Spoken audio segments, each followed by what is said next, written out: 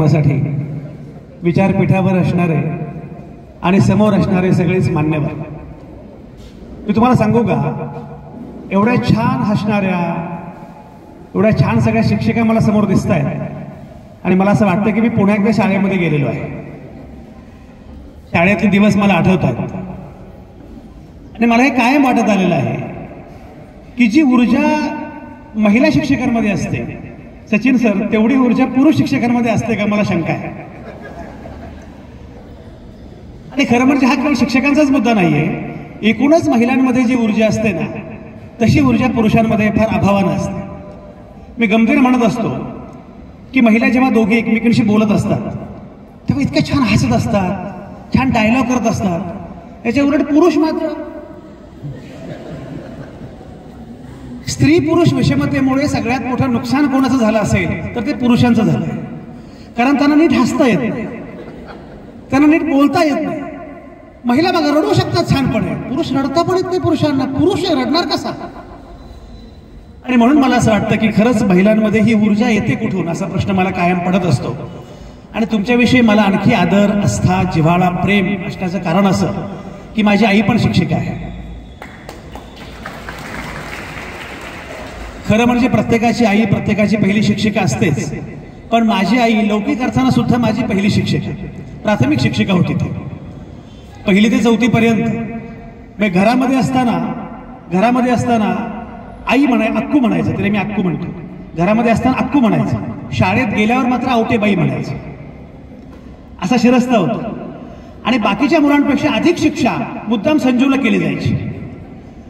त्यामुळे आईने मला घडवलं आणि मला हे माहिती आहे की शिक्षक काय करत असतात, शिक्षक काय पद्धतीने काम करतात. त्यामुळे अशा सगळ्या शिक्षकांना तुम्ही सन्मानित केले. आप्पा रेणुसे, तुम्ही खूप महत्वाचं छान मोठं काम करतात.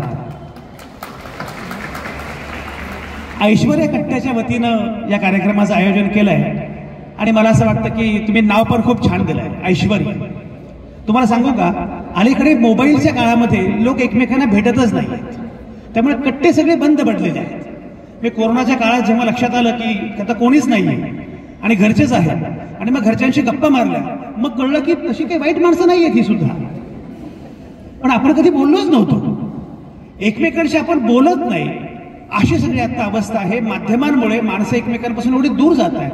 अशा वेळी तुम्ही कट्टा सुरू केला हे मला जास्त महत्वाचं वाटतं. अलीकडे कट्ट्यापेक्षा सुद्धा कट्टी जास्त होत चाललेली आहे.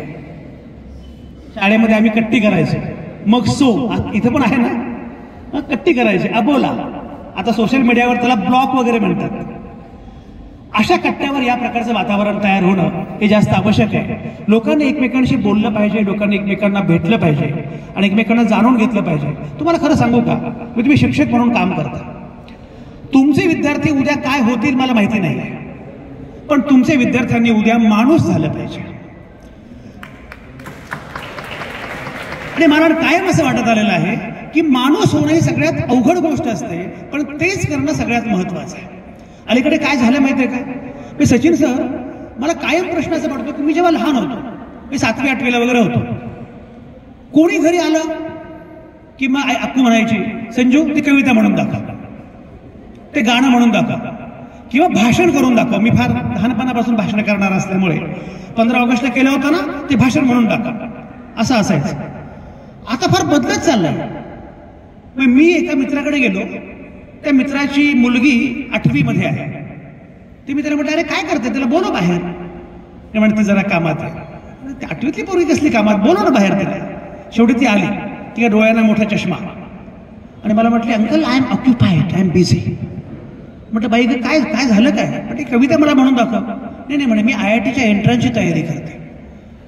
म्हटलं, 8वीतल्या मुलांना तुम्ही IITच्या एंट्रन्सची तयारी करायला कशाला सांगता? आपली जी अडचण झाली आहे ना, आपण मुला मुलींना शर्यतीमधले घोडे करतो आहोत. आणि त्यामुळे अप्पाजी, त्यामुळे मुला मुलींना सगळं काही करता येतं, पण मुला मुलींना आनंदानं जगावं कसं हेच आपण शिकवत नाही. तुम्हाला माहिती आहे, IIT मध्ये ऍडमिशन मिळालं नाही म्हणून मुलं आत्महत्या करतात. IIT झेपलं नाही म्हणून मुलं आत्महत्या करतात, कारण त्यांना तुम्ही सगळं शिकवलं, पण त्यांना तुम्ही जगायला कुठं शिकवलं? हे जगायला शिकवणं हे शिक्षकांचं सगळ्यात महत्वाचं, सगळ्यात मोठं काम आहे. आणि म्हणून या कट्ट्यावर मला खूप आनंद आहे की तुम्ही ज्या प्रकारची सगळी मंडळी इथे जमा केलेली आहेत. आमचा पराग पोद्दार मला खूप दिवसांनी भेटतो. पॉझिटिव्ह थिंकिंगच्या अनुषंगानं सकारात्मकतेच्या संदर्भात काम करणारा असा आमचा पराग आहे. ही सगळी मंडळी या प्रकारचं काम करतायत. माझे पण सगळे पत्रकार सहकारी मला दिसत आहेत. मला असं वाटतं की ही सकारात्मकता लोकांपर्यंत पोहोचवणं हे आपल्या पुढचं सगळ्यात मोठं आव्हान आहे. तुम्हाला सांगू का, खरं सांगू का, जग वाईट असतं पण तेवढंही वाईट नसतं जेवढं आपण समजतो. आणि सगळ्यात महत्वाची गोष्ट म्हणजे आपल्याला हे जग चांगलं करता आलं पाहिजे. आपण करू शकतो. साने गुरुजी असं म्हणाले की हे जग सुंदरच आहे पण ते जग मी अधिक सुंदर करून जाईल हा खरा संस्कार आहे. आणि हे जग सुंदर कधी होतं माहिती आहे? तुम्हाला गंमत सांगतो. गेल्या 2-3 दिवसांपूर्वी माझं व्याख्यान होतं राजापूरला, कोकणामध्ये. आणि कोकणात गेलो की मला जरा कोकण भटकायला फिरायला प्रचंड आवडतं. आणि ते टिपिकल बीचपेक्षा सुद्धा जरा दुर्गम भागात जाऊन तो निसर्ग त्यासोबत आपण राहणं असं मला फार आवडतं. आम्ही सगळा तो कोकण बघितला आणि परतीला निघालो. दुपार झालेली होती. अनुस्कुरा घाट नावाचा तो घाट आहे. तो घाट आम्ही चढायला सुरुवात केली. आणि घाट चढायला सुरुवात केली, माझ्यासोबत काही मित्र होते. ड्रायव्हिंग करणारा मित्र म्हणाला, सर एक ब्रेकिंग न्यूज आहे. आमच्याकडे सगळे ब्रेकिंग न्यूज असते ना. म्हटलं काय ब्रेकिंग न्यूज आहे? म्हणे पहिला गिअर पडत नाही. पहिला गिअर पडत नाही. म्हटलं अरे बापरे, आता पहिला गिअर पडत नाही, आता घाट कसं काय चढणार आपण? सर म्हटलं अजून एक ब्रेकिंग न्यूज आहे. म्हटलं काय? रिव्हर्स पण पडत नाही. म्हटलं फारच बेस्ट आहे. म्हटलं आता आपण ब्रेकिंगच झालेलो आहोत. आता म्हटलं करायचं काय? तो सर घाट चढणं अशक्य आहे, आपण घाट उतरूया आणि मग बघू काही गॅरेज वगैरे काही मिळतं का. आम्ही आलो. कोकणामध्ये काय दुपारची वेळ होती, सगळे आपले खाऊन झोपलेले मस्तपैकी. 1 ते 4 झोप. हे कोकणातलं पण वैशिष्ट्य बरं का. मुळामध्ये कोकण हे मॅन्युफॅक्चरिंग हब आहे आणि पुणे हे शोरूम आहे. तिकडचीच मंडळी इकडे जास्त आहे. त्यामुळे 1 ते 4 बंद. तेवढ्यात कोणीतरी असं म्हटलं की जरा पुढे जा, एक भारी गॅरेजवाला तो मस्त काम करा. आम्ही गेलो. तो फलक होता, अमुक अमुक गॅरेज, प्रसाद करंदीकर, मोबाईल नंबर हा. आम्ही गेलो. एक बाई होत्या. तर त्या बाई त्याच्या आई होत्या. त्या आईंना म्हटलं मग कुठे आहे हा प्रसाद? म्हटलं जस्ट गेलाय, येईलच. त्यांच्या बोलण्यावरून एकूण ते शिकलेले आहेत वगैरे असं वाटलं. प्रसाद आला. प्रसादनं पूर्णपणे गाडी चालवली आणि तो म्हटलं काही विशेष नाहीये, एक तुम्हाला 15 मिनिटात करून देतो. काय झालं म्हणजे क्लच प्लेटची केबल तुटलेली आहे, काहीतरी झालंय. तुम्ही कल्पना करा, त्यानं 25 मिनिटांमध्ये गाडी दुरुस्त केली. आम्हाला तोपर्यंत असं वाटलं होतं की गाडी इथेच ठेवून आम्हाला जावं लागेल. त्याने गाडी दुरुस्त करून दिली. म्हटलं पैसे किती? म्हटलं 350 रुपये. म्हटलं 350 रुपये? म्हटलं पुण्यातल्या कुठल्याही गॅरेजला गेलो असतो तर किमान 10,000 रुपये घेतले असते. तो मला असं म्हणाला, माझ्या आईने सांगितलंय जे आपल्या श्रमाचे पैसे असतात तेवढेच घ्यायचे, ते तुला आनंदी करतील. मी म्हटलं आई कोण? म्हणून आईला भेटायला गेलो. आईला म्हटलं तुम्ही हे मुलाला कसं काय शिकवलं, तुम्ही काय करता? म्हणे मी शिक्षिका होते. मी प्राथमिक शिक्षिका होते. आणि जेव्हा माझा मुलगा असं म्हटलं की आई मला शिकण्यात काही रस नाहीये, मला गॅरेजमध्ये रस आहे, तर माझ्या बाकीच्या सहशिक्षकांनी त्याला वेड्यात काढलं. माझ्या नातेवाईकांनी वेड्यात काढलं. मी त्याला एवढं सांगितलं वाटेल ते काम कर, गॅरेजमध्ये काम कर, काही कर, पण प्रामाणिकपणे काम कर. तू जर प्रामाणिकपणे काम केलंस तू खरा माणूस होशील. आणि मला आज माझ्या मुलाचा अभिमान आहे. आपली अडचण काय झाली माहितीये? आपल्याला टिपिकल याला इतके मार्क्स पडले पाहिजे, तितके मार्क्स पडले पाहिजे. मी तुम्हाला नागराज मंजुळे माहिती आहे. नागराज मंजुळे हा 10वीला 6 विषयात नापास झाला. त्याला विचारलं 6 विषयात कसं काय नापास झाला?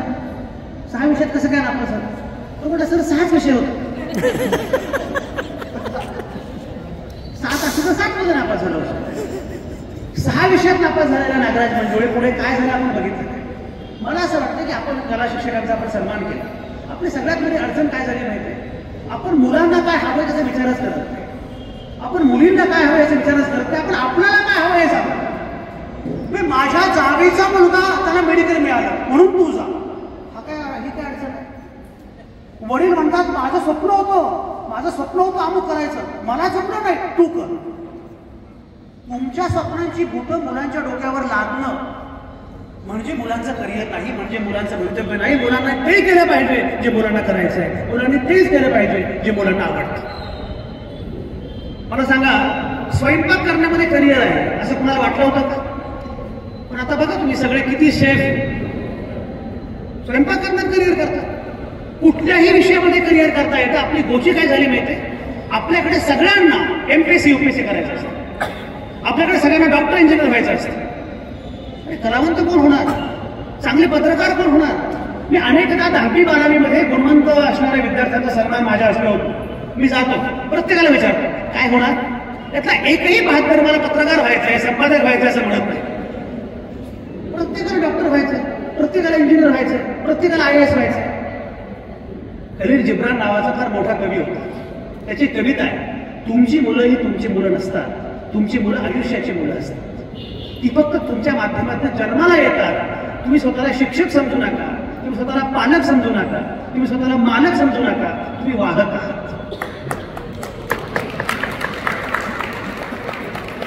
आचार्य विनोबा भावे शाळा चालवायचे. जगातली सगळी मोठी माणसं यांनी शाळेमध्ये काही ना काहीतरी काम केलेलं आहे. शाळा चालवायची आणि शाळा चालवल्यानंतर ते शाळा तपासायला पण जायचे. तुम्हाला माहित आहे की तपासणी करायला साहेब आले की मुलं उत्तर देतच नाही. एरवी अगदी चांगली उत्तर देणारी मुलं सुद्धा, मला आठवतं ना, माझी आई जेव्हा शिक्षक असायचे तेव्हा गट शिक्षणाधिकारी म्हणजे फार मोठे अधिकारी वाटायचे. आता माझी बहीण स्वतः शिक्षण उपसंचालक आहे, पण ती पण आता आम्हाला किरकोळ वाटतं. पण तेव्हा गट शिक्षणाधिकारी, भागाधिकारी म्हणजे काहीतरी फार मोठे. त्या मॅडम आल्या की आम्ही नेमकी उत्तर द्यायची होती. शिक्षकांची गोची. आचार्यांनी इन्स्पेक्शनला जेव्हा आचार्य आले शाळेमध्ये आणि शाळा तपासणीसाठी आले ते विचारू लागले, काय प्रश्न विचारू लागले. उत्तर द्यायला तयार नाहीत मुलं. आचार्य म्हणाले, अरे मुलांची तयारी काही बरी दिसत नाही. आचार्य खट्टू झाले. आचार्य खट्टू, एक सेकंद, आचार्य खट्टू झाले. आचार्य खट्टू झाले म्हटले मुलांची तयारी नाही. शिक्षक म्हणाले त्यांची चूक नाही, आडात नाही तर पोहऱ्यात होत नाही. काय म्हटले, आडात नाही तर पोहऱ्यात होत नाही. आचार्य विनोबा भावे म्हणाले, आडात नाही, तुम्ही स्वतःला फार उद्धट समजता, तुम्ही स्वतःला आड समजता का. तुम्ही आड नाही आहात, तुम्ही पोहऱ्याला आडाकडे घेऊन जाणारा दोर आहात. आपला रोल काय आहे हे शिक्षकांना कळायला पाहिजे. आणि म्हणून मला असं वाटतं की ही भूमिका जेव्हा लक्षात येते तेव्हा लक्षात येतं की आपण नक्की काय करणार.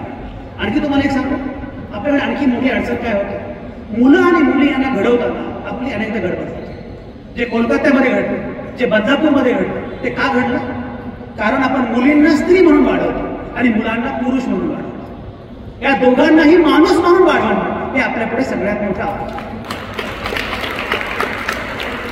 मी नेहमी सांगतो, आपल्याकडे अडचण काय झाली आहे. आता नवरात्र येईलच, नवरात्र आला की तू द्रौपदी, तू काय भवानी, तू दुर्गा, तू अमोल. अरे आम्हाला देवी मानू नका, आम्हाला माणूस माना. स्त्रियांचा सगळ्यात मोठा संघर्ष काय, त्यांना माणूस म्हटलं पाहिजे, त्यांना माणूसपणाचे सगळे हक्क दिले पाहिजे. आपली अडचण काय माहितीये का, कुठल्याही महिलेला महिला म्हणून पाहिलं जात नाही. ती कोणाची तरी आई असते, बहीण असते. समजा संजय आवडे इथे व्याख्यानाला तर संजय आवडे कोणी विचारणार नाही घरी कोण काय आहे अमुक तू. पण समजा मी जर महिला असतो, मिस्टर काय करतात, तुला काय करायचं, काही करत असतो.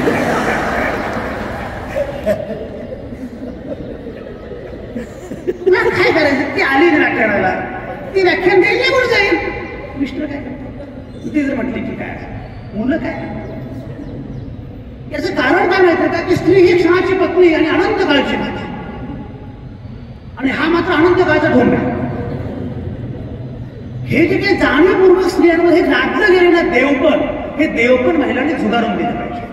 की आम्हाला देवाऱ्यामध्ये बसू नका, आम्हाला कारण नसताना तुम्ही स्त्री दाक्षिण्य वगैरे काही करू नका, आम्हाला माणूसपणाचे सगळे हक्क हवे आहेत. आणि म्हणून मला असं वाटतं, तुम्ही तुमच्या मुलींना बाकी काही शिकवू नका, पण विनेश फोगाट शिकवा. विनेश शिकवा. विनेशने ज्या पद्धतीने सगळ्या सत्तेच्या विरोधामध्ये सत्तेला आव्हान दिलं आणि ज्या प्रकारे संघर्ष केला, की विनेश फोगाट तुम्ही शिकवणं फार आवश्यक. आणि खरं सांगू का, मुलींना शिकवाच, पण त्याहीपेक्षा मुलग्यांना जास्त शिकवा. आपली अडचण काय माहिती का, आपण मुलींना सांगत असतो, मुलग्यांना सांगणं फार महत्वाचं आहे की बाबा रे, तू पुरुष नाहीस केवळ, तू माणूस आहेस आणि ती पण माणूस आहे. पुरुषाचा माणूस करण्याचं आपल्याकडे सगळ्यात मोठं आव्हान आहे. आणि हे कोण करू शकतं, हे शिक्षक करू शकतात. तुम्हाला सांगू का, बाकी कोणी काही माझा भरवसा शिक्षकांवर आहे. चांगले शिक्षक मिळाले आणि शिक्षकांनी फार छानपणे वाट दाखवली, तर पुढचा रस्ता एवढा सुंदर होतो. ऐश्वर्य कट्टा हे नाव आहे ऐश्वर्य कट्ट्याचं. तुम्हाला सांगू का, मी मगाशी म्हटल्याप्रमाणे जगण्यातला आनंद मुलांना घेता आला पाहिजे. मला एक गंमत आठवली. शाळेतले 2 मित्र, त्यातला एक मित्र जुना कवी वगैरे परागसारखा आमचा कवी लेखक वगैरे, दुसरा मित्र जो आहे तो उद्योजक, चांगला मोठा उद्योजक झाला. हे 2 मित्र एकमेकांना भेटले. उद्योजक मित्र जो आहे त्याची मस्त कार, त्या कारमधून तो चाललेला होता, आणि जो आपला कवी मित्र आहे तो सायकलवर चाललेला होता. दोघे एकमेकांना भेटले. एकमेकांना भेटल्यानंतर उद्योजक मित्र म्हणाला कवी मित्राला, सर माझ्या घरी चल. घरी चल म्हणजे आनंद काय असतं, घरी चल म्हणजे घर दाखवायचं असतं. ते बायकांना माहिती ना, नवीन काय असलं की तसं दाखवण्याची फार उगाच असं माहित आहे, नवीन केलेलं आहे तुम्ही. तर त्याला घर दाखवायचं होतं. घरी आला. घरी आला, मस्त प्रशस्त बंगला, टेरेसवर दोघे बसले गप्पा मारत. तो म्हटला, मित्र मला एक सांग, तुला एवढे चांगले मार्क्स पडायचे, तू एवढा चांगला कवी, पण तू सायकलवर आहेस, अजूनही भाड्याच्या घरात राहतोस. मी मात्र शाळेमध्ये मला कमी मार्क्स पडायचे, पण मी उद्योगधंदा केला, आज मी उद्योगपती आहे, माझं एवढं मोठं घर आहे. तुझ्याकडे काय, तेरे पास क्या आहे? तो काय मेरे पास आहे वगैरे म्हटलं नाही, तेरे पास काय असं म्हटल्यानंतर तो मित्र असं म्हणाला, तुझं मला कौतुकच आहे, तू एवढा मोठा झाला, श्रीमंत झाला, मला कौतुकच आहे, पण तुला एक सांगू का, हे टेरेस तुझ्या मालकीचं असेल, पण त्याच्यावरचं आकाश माझ्या मालकीचं आहे. ही जी बाग आहे ना, गार्डन, ती फुललेली बाग, ही फुलं कदाचित तुझ्या मालकीची असतील, पण तो फुलांचा गंध मला जेवढा कळतो ना तेवढा तुला नाही कळू शकत, कारण मी जगतो. मी मगाशी म्हटल्याप्रमाणे हे जगायला शिकवणं जे आहे ना, हे आपल्यापुढचं सगळ्यात महत्वाचं आव्हान आहे. आणि मग अशा महिला, अशा शिक्षिका मुलांना तो संस्कार करतील की जात पात धर्म याच्यापेक्षा सुद्धा माणूस महत्वाचा. मगाशी माझ्या पुस्तकांचा उल्लेख केला. माझं एक पुस्तक आहे, बी द चेंज आम्ही भारताचे लोक नावाचं. त्या पुस्तकामध्ये एक कविता आहे. ती कविता अशी आहे, तुम्ही भाग मिल्खा भाग बघितला असेल. धर्माने पेटवलेल्या बनव्यातून मिल्खा सिंग धावत असतो. धर्माने पेटवलेल्या बनव्यातून मिल्खा सिंग धावत असतो. धावणाऱ्या मिल्खाच्या रूपात फरहान अख्तर दिसतो. टाळ्या पिटणाऱ्या कोणालाच दोघांचाही धर्म ठाऊक नसतो. आणि तुम्ही कितीही नाकारले तर हीच माझ्या देशाची गाथा आहे. भल्या भल्यांचा उतरवला दौरा तुमची काय कथा आहे. आम्ही भारताचे लोक, हीच आमची ख्याती आहे. धर्माच्या पलीकडचा माणूस कळणं. तुम्हाला गंमत सांगतो, उद्धव ठाकरे जेव्हा महाराष्ट्राचे मुख्यमंत्री होते त्या उद्धव ठाकरे आणि मी एका कार्यक्रमात एकत्र होतो. उद्धव साहेबांना उद्देशून मी असं म्हणालो, उद्धव साहेब तुम्ही महाराष्ट्राचे मुख्यमंत्री आहात आणि बाळासाहेब ठाकरेंना तुम्ही हिंदू हृदय सम्राट असं म्हणता, पण एक लक्षात घ्या, हिंदू हृदय सम्राटावर जेव्हा सिनेमा काढायची वेळ आली तेव्हा तुम्हाला नवाजुद्दीन सिद्दीकी शोधावा लागला. ही भारताची गंमत आहे. ही भारताची गाथा लोकांना सांगितली पाहिजे. मी नेहमी सांगत आलेलो आहे की जात धर्माच्या पलीकडचा भारत, जात धर्माच्या पलीकडचा माणूस मुलांपर्यंत पोहोचवणं हे काम कोण करू शकतं? हे काम केवळ आणि केवळ तुम्ही करू शकता.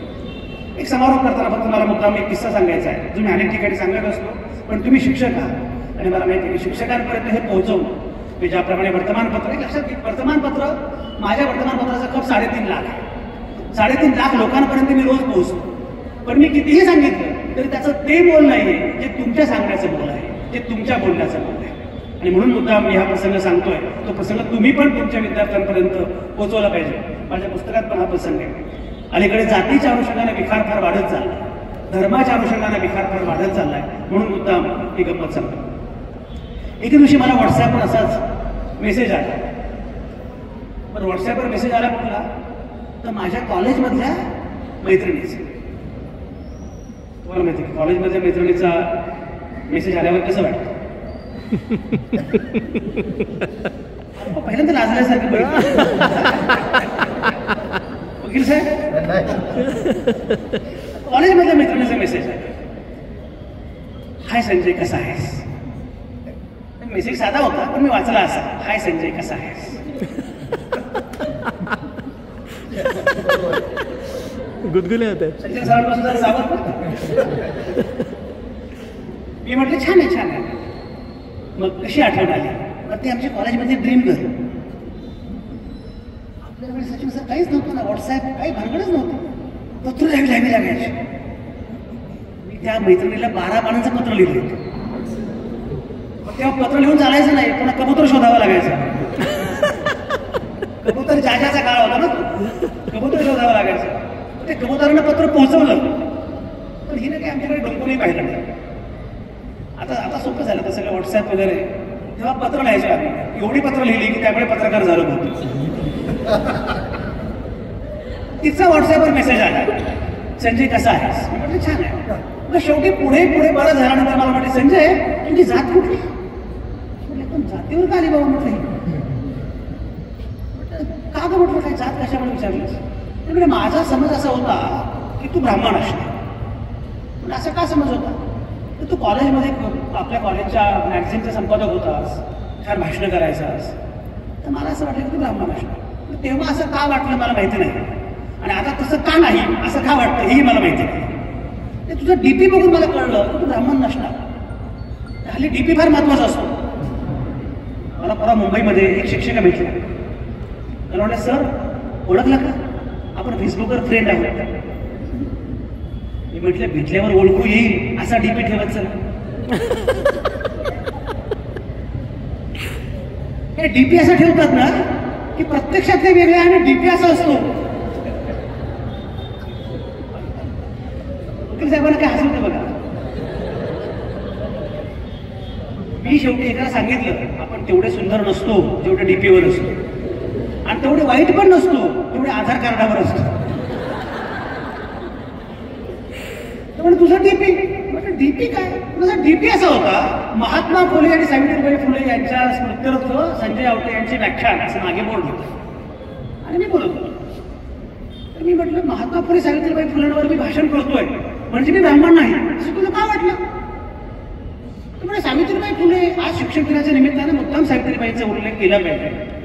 म्हणजे सावित्रीबाई फुले, महात्मा फुले यांनी जे काम केलं ते म्हणजे सगळ्या दलित, ओबीसी, SC, ST यांच्याकरता काम केलं ना, ब्राह्मणांचा काय संबंध आहे? तिला म्हटलं तू किती वाचतेस? म्हटलं तुला महात्मा फुले, सावित्रीबाई फुले किती माहिती आहेत? म्हणजे फार नाही, मला शाळेत शिकलेल्या 3-4 गोष्टी माहिती आहेत. म्हटलं सांग मला एक गोष्ट सांग.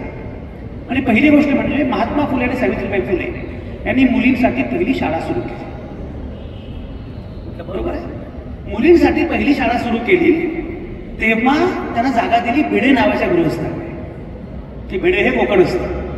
आता भिडे म्हटलं की भीती वाटते, पण जागा भिडे मिळते. बरोबर आहे. एक. दुसरं, तेव्हा सावित्रीबाई फुलेंना शिकवणार कोण हा प्रश्न होता. कारण मुलींना शिकवायचं शिक्षिकाच पाहिजे. पुरुष शिक्षक शिकवू शकत नाही मुलींना. शिकवणार कोण? सावित्रीबाई शिकलेल्या नव्हत्या. सावित्रीबाईंना शिकवणार कोण? सावित्रीबाईंना ज्योतिराबाईंनी शिकवलं हे खरं आहे, पण त्याशिवाय वाळवेकर, परांजपे आणि गोवंडे हे 3 ब्राह्मण शिक्षक पुढे आले आणि त्यांनी सावित्रीबाईंना शिकवलं. आणि म्हणलं तुला हे माहित आहे का, सावित्रीबाईंनी मुलींची पहिली शाळा सुरू केली हे तुला माहित आहे, पण मुलींच्या त्या पहिल्या शाळेमध्ये सगळ्या मुली ब्राह्मण होत्या. तू काय सांगतोस? म्हटलं काय ऐकतेस? अजून तुला काय माहिती? म्हणजे नवरा गेल्यानंतर तेव्हा केशवपन केलं जायचं. नवरा गेल्यानंतर केशवपन केलं जायचं बाईचं. केशवपनाच्या विरोधामध्ये सावित्रीबाई फुले आणि महात्मा फुल्यांनी न्हाव्यांचा संप पुकारला. म्हटलं बरोबर आहे, पण केशवपन कुठल्या जातीमध्ये व्हायचं? कोळी, साळी, माळी, कुणबी यांच्यामध्ये होत नव्हतं. प्रामुख्याने कोकणस्थ ब्राह्मणांमध्ये व्हायचं. तुम्ही काटास्पर्श पाहिला असेल. कोकणस्थ महिलांचं केशवपन होऊ नये म्हणून महात्मा फुल्यांनी ओबीसी न्हाव्यांचा रोजगार बनवला. खरंय, पण आणखी तुला काय माहिती? पण मी असं ऐकलं, तुम्ही कधी फुलेवाड्यात गेलाय का? गेला नसाल तर जा आणि आपल्या सगळ्या विद्यार्थ्यांना फुलेवाडा दाखवा. फुलेवाड्यामध्ये आजही गेला तर फुलेवाड्यामध्ये प्रसूतीगृह आहे. ते प्रसूतीगृह का आहे माहिती आहे? फुले दाम्पत्याने फलक लावलं तेव्हा काय अडचण होती माहिती आहे का? तेव्हा हे सगळ्या बालविधवा असायच्या. विधवा व्हायच्या, त्यांचं शोषण केलं जायचं आणि मग त्या गरोदर राहायच्या. मग त्या गर्भपात करायच्या, आत्महत्या करायच्या, अनेक गोष्टी असायच्या. तेव्हा काय करायचं? तर मग त्यांनी फलक लावला महात्मा फुलेंनी, फुले दाम्पत्याने, की अशा ज्या कुठल्या महिला असतील ज्या गरोदर आहेत त्यांनी इथं यावं, इथं येऊन बाळंत व्हावं आणि मूल इथंच ठेवून निघून जावं. म्हणजे तुला हे माहिती चांगली गोष्ट आहे. तुला हे सांगा, ज्या 46 महिला प्रसूत होऊन गेल्या, 46च्या 46 ब्राह्मण होत्या. म्हणजे आणखी तुला काय माहिती आहे? म्हणजे त्यांनी एका विधवेचं मूल दत्तक घेतलं. म्हटलं फक्त विधवेचं मूल दत्तक नाही घेतलं, ब्राह्मण विधवेचं मूल दत्तक घेतलं. काशीबाई नावाची ब्राह्मण विधवा तिच्यावर सासऱ्यानं बलात्कार केला, त्यातून जन्माला आला तो डॉक्टर यशवंत, त्याला दत्तक घेतलं. सगळं ते ऐकलं. 12-15 दिवसानंतर जसं मला व्हॉट्सअपवर परत मेसेज आला हाय, आणि मी बघितलं तर डीपीवर महात्मा फुले आणि सावित्रीबाईंचा फोटो होता. क्या बात, वाह. त्यावरून 2 पुरावे मला मिळाले. पहिली गोष्ट म्हणजे परिवर्तनाची लढाई आपण लढत राहायला पाहिजे, माणसं बदलतात, हा पहिला पुरावा. दुसरा पुरावा म्हणजे कॉलेजमधली मैत्रीण नंतरच्या काळात सुद्धा पटू शकते.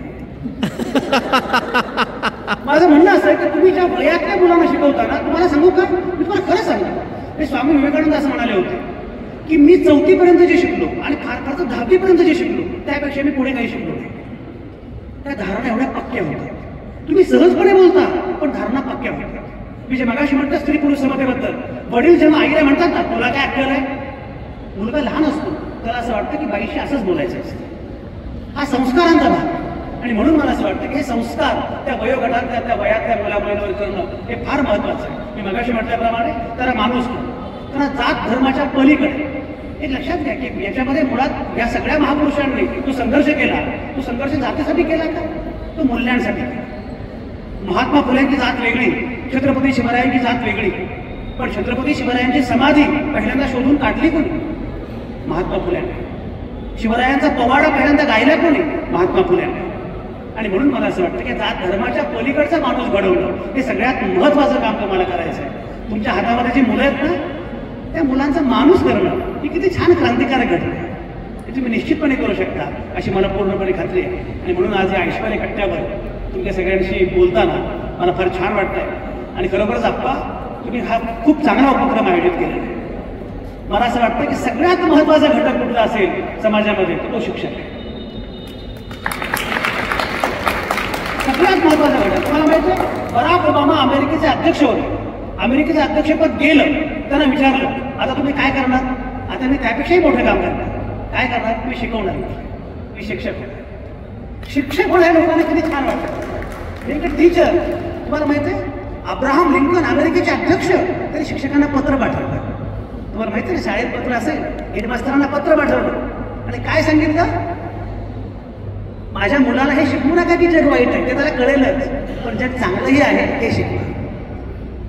आपल्याकडचा एखादा नगरसेवक असता आप्पा, त्यानं मुख्याध्यापकाला घरी बोलून घेतलं, पोरगा तुमच्या शाळेत नीट शिकवायचं. अमेरिकेच्या अध्यक्षांनी शिक्षकांना पत्र पाठवलं आणि मी विनंती केली की माझा मुलगा तुमच्या शाळेत आहे. एक लक्षात घ्या, माझ्या मुलाला तुम्ही घडवता आहात ही किती मोठी गोष्ट आहे. आणि म्हणून मी असं म्हटलं की तुमची मुलं माणसं झाली पाहिजे, तुमची मुलं हसणारी, खेळकर अशी माणसं झाली पाहिजे. त्यांचं पॅकेज कदाचित कमी असेल, पण कुठं दुःख बघून त्यांच्या डोळ्यात अश्रू आले पाहिजे. त्यांना कदाचित त्यांचं पद किंवा काही कमी असेल, पण एखादी छान गोष्ट घडली की त्यांना निखळ हसता आलं पाहिजे. साने गुरुजी असं म्हणाले, ज्याला छान हसता येतं आणि ज्याला मनापासून रडता येतं तो खरा माणूस. असा माणूस घडवण्याचं आव्हान तुमच्यासमोर आहे. मला समारोप करताना बाबा आमटेंची कविता आठवते, पण त्यापूर्वी पुन्हा एकदा आप्पा रेणू साहेब आणि ॲडव्होकेट जगताप आमचे जुने मित्र, सन्मित्र, विद्यार्थी, स्नेही आणि खूप छान प्रेमळ माणूस आहे. इतकी माणसं जोडणारा माणूस आहे हा. मिलिंद कुठे गेले? मिलिंद सगळे आमचे फार जुने सगळे मित्र आहेत. त्यांना आपण तुम्ही खूप चांगला कार्यक्रमाचं आयोजन केलं. हा कट्टा असाच बहरला पाहिजे. मी तुम्हाला सांगू का, माणसाने एकमेकांशी बोललं पाहिजे. गैरों से कहा तुमने, गैरों से सुना तुमने, कभी हमसे कहा होता, कभी हमसे सुना होता. प्रॉब्लेम काय माहिती का, संजय आवटेला असं करतात. हे लोक संजय आवटेला सांगतच नाही, संजय आवटे गेल्यावर तुमच्याकडे तर ते फार असतं. बघितलं का, सारखं नवीन साडी असते, काय करतात? तिला म्हणा ना की नवीन साडी कशी काय, तेरी साडी मेरी साडीचे सफेद केशी. पण तिच्या समोर नाही, तिच्या पश्चात आपण संवाद करत नाही, आपण डायलॉग करत नाही. मला असं वाटतं की हा डायलॉग करणं जे आहे ना, डायलॉगवर निम्म्या गोष्टी संपतात, निम्मे संघर्ष कमी होतात. आणि लोकशाहीमध्ये तर हा संवाद खूप महत्वाचा आहे. प्रत्येकाला बोलता आलं पाहिजे, प्रत्येकाला आहे तो मुद्दा मांडता आला पाहिजे. पराग पोतदार आणि संजय आवटे यांच्यामध्ये व्यक्तिगत मतभेद असले तरीही ते दोघे अत्यंत जिवलग मित्र असू शकतात. ही खरी गप्पा, ही खरी मौज आहे. आणि भारताच्या लोकशाहीची खरी मौज हीच आहे. याचा अर्थ मित्रांचं सगळं जुळलंच पाहिजे, जमलंच पाहिजे असं काही गरज नाहीये. तो माहिती गमत आहे, भारत पाकिस्तान सीमारेषेवर एक कुत्र्यांची कळवण सुरू असते, कुत्र्यांचं भांडण सुरू असतं. भारत चीन मधला कुत्रा भारतामध्ये आलेला बरं का, चीन मधला कुत्रा भारतामध्ये आलेला आणि तो सांगतो आमच्या चीनमध्ये काय उड्डाणपूल, काय झाडी डोंगर हाटील सगळं सांगत. भारतात काय आहे, भारतात काहीच नाही. चीन मधला कुत्रा म्हणतो सगळं सांगतो, भारतातल्या कुत्र्यांना कळत. पण भारतातल्या कुत्र्यांचा प्रॉब्लेम काय माहिती आहे का, ते शक्यतो बाहेर भांडण करतात. घरात गेल्यावर मग तागा. तरी भारतातल्या 2-4 कुत्र्यांच्या मनात बोलावं असं आलं तर तोंडात तंबाखू होती.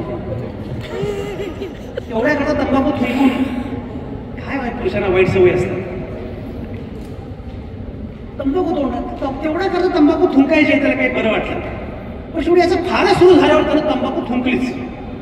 तो म्हटलं चीन भारी, चीन भारी. मागापासून मी ऐकतोय चीन भारी आहे. एवढा चीन भारी, ते चीन सोडून भारतामध्ये का आला? तो म्हटलं काय, चीनमध्ये सगळं करता येतं, खायला प्यायला मिळतं, पण चीनमध्ये घुमता येत नाही. घुमकायला भारतामध्ये प्रत्येकाला घुमता येतं हे भारताचं वैशिष्ट्य आहे. प्रत्येकाला बोलता येतं हे भारताचं वैशिष्ट्य आहे. आणि म्हणून म्हटलं की प्रत्येकानं बोललं पाहिजे, प्रत्येकाने व्यक्त झालं पाहिजे. तुम्हाला न पटणारा मुद्दा सुद्धा तुम्हाला मांडता आला पाहिजे. ही स्पेस कट्ट्यावर आहे. मला मगाशी आपण सांगत होते कुठल्या प्रकारचे लोक आले. मी विचार केला, अरे हा माणूस आला त्या कट्टर संजय आवडे असेल, कारण त्याची वैचारिक भूमिका पूर्ण वेगळी, माझी वैचारिक भूमिका पूर्ण वेगळी. पण तरीही दोन्ही वैचारिक भूमिकांचे लोक तिथे आले पाहिजे, त्यांनी ती वैचारिक भूमिका मांडली पाहिजे, हे वेगळे. आणि हे शिकवणं फार आवश्यक आहे. म्हणून मी सांगितलं मुद्दा महात्मा फुले, सावित्रीबाई फुले, कारण हा थोरांचा वारसा आपल्याला कळायला पाहिजे. आपल्याकडे आम्ही लहान असताना थोरांची ओळख नावाचं पुस्तक होतं. आता आहे का चोरांची ओळख? आता टीव्ही लावला की चोरांची ओळख होती. आणि पूर्वी के चोर पाकिट वगैरे मारायचे, आता के चोर पक्ष चोरतात. असा काळ आहे. अशा कालखंडामध्ये तुम्हाला मुलांना घडवायचं आहे, मुलांना शिकवायचं आहे, हे सगळ्यात महत्वाचं आहे. आणि म्हणून मला असं वाटतं, समारोप करताना बाबा आमटेची कविता मला आठवते. तुमच्या समोर सगळं काय आहे त्याच्या अनुषंगाने, कोंडलेल्या वादळाच्या या पहा अनिवार्य मानसासाठी उद्याच्या तुम्ही निगती नवा. पांगळ्यांना हात द्याया हे उद्या बरदंड बाबा, निर्मितीच्या मुक्त गंगा द्या इथे मातीत नांगरू स्वप्ने उद्याची, भव्य ही फुलतील शेते, घाम गाळील ज्ञान येथे येथून उठतील नेते. वेदनेच्या दरदराने पिटली आनंदत्वाहे, दुःख उधळा वयाचा आता आस बांधना वेळ नाही. शृंखला पायी असू दे मी गतीच घेते काय, शृंखला पायी असू दे मी गतीचे घेते काय. तुमच्या पायात किती शृंखला आहे ते मला माहिती आहे. मुख्याध्यापक म्हणून काम करणं तर भयंकरच कठीण आहे हे पण मला माहिती आहे. नवीन कालखंडामध्ये खूप शृंखला आहे, पण शृंखला कितीही असल्या तरी गतीचं गीत आपल्याला गात राहायचं आहे. ते गतीचं गीत तुम्ही गात आहातच, म्हणून तुमचा सन्मान ऐश्वर्य कट्ट्यावर होता.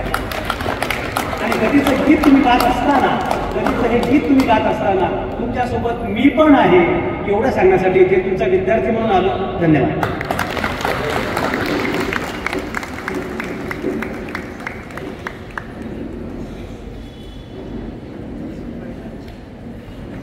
धन्यवाद सर. एवढं मोठं मार्गदर्शन केलं. विषयाला अजिबात थोडाशी सुद्धा बलग नाही दिली, अलग नाही केलं.